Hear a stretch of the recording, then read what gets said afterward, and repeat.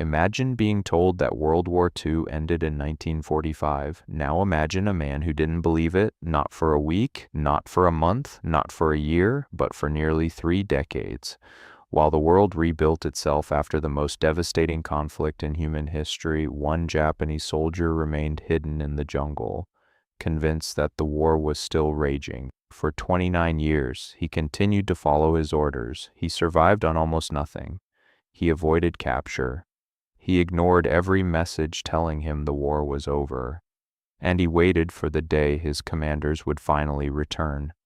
This is the incredible story of Hiroo Onoda, the soldier who refused to surrender. In December of 1944, World War II was entering its final stages. Japan was losing ground across the Pacific. American forces were advancing from island to island, steadily pushing toward the Japanese mainland. On a small island in the Philippines called Lubang, a young intelligence officer named Hiroo Onoda received what seemed like a routine assignment. His mission was to conduct guerrilla warfare behind enemy lines. He was instructed to sabotage enemy operations, gather intelligence, and resist for as long as possible. Before leaving, his commanding officer gave him a final order, an order that would change the rest of his life. Under no circumstances was he to surrender, and under no circumstances was he to take his own life.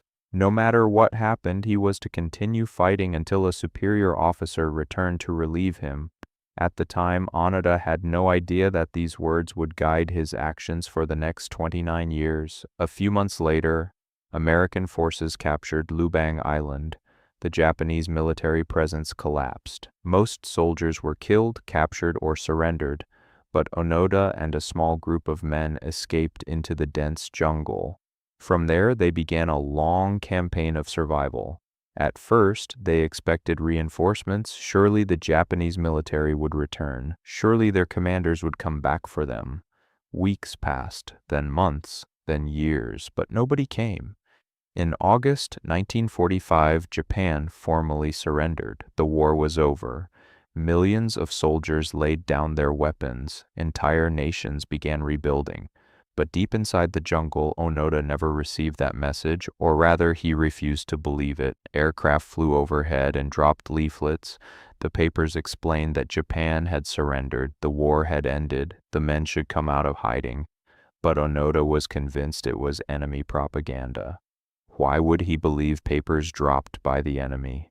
To him, it was just another trick. More leaflets followed. Newspapers appeared. Photographs were distributed. Letters from family members arrived. Each time, Onoda examined the evidence carefully, and each time he reached the same conclusion. It was all a deception. The war was still going on. As the years passed, the group grew smaller. One soldier surrendered in 1950, another was killed during an encounter with local authorities. A third died in a firefight years later. Eventually, Hiroo Onoda was alone. Yet he never abandoned his mission. He continued patrolling the jungle. He maintained his rifle. He cleaned his equipment. He observed villages from a distance, and he remained constantly alert for enemy activity. The world around him was changing at an incredible pace. Television became common. Human beings traveled into space. The Cold War reshaped global politics. Entire generations grew up after World War II, but Onoda knew none of this. For him, the calendar seemed frozen in time. Every day was simply another day of war. Life in the jungle was harsh. He survived by eating coconuts, bananas, and whatever food he could find. Sometimes he stole supplies from local farms. He slept outdoors.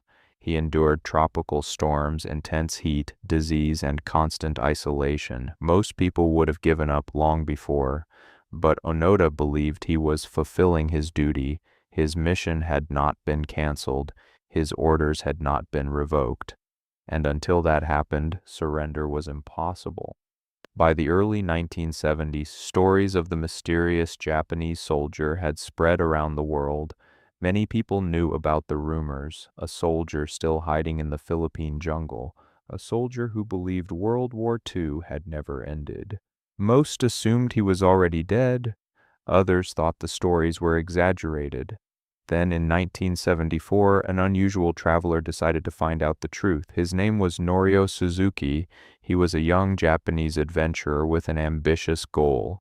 He famously told friends he wanted to find three things: Lieutenant Onoda, a panda, and the abominable snowman.